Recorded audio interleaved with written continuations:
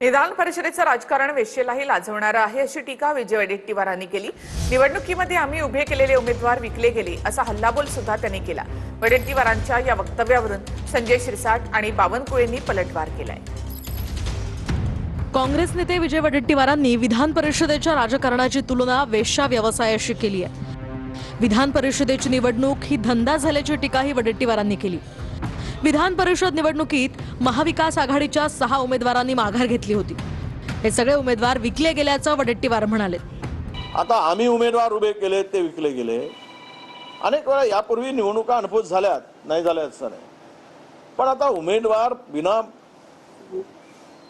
आपल्याच लोकांनी आपल्याच माणसाकडून पैसे मागत असतील, ज्या त्या पक्षाच्या, काय भारतीय जनता पक्षाच्या लोकांनी पैसे नाही मागितले, त्याही नगरसेवकांनी पैसे मागितले, तर देणार कुठून?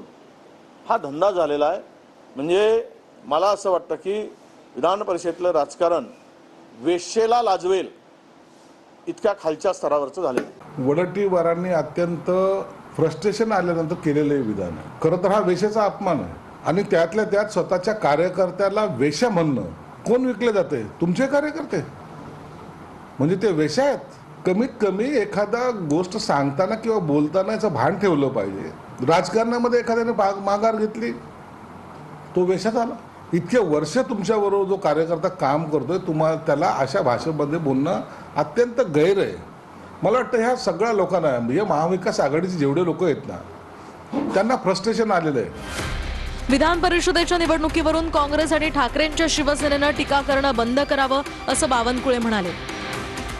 तर पेट्रोल डिझेलचं संकट असताना ज्या उमेदवारांनी माघार घेतली त्यांचे आभार मानतो असंही बावनकुळे म्हणाले। त्यांचे मतं फुटतील, त्यांचे मतं त्यांना द्यायला तयार नाही लोक।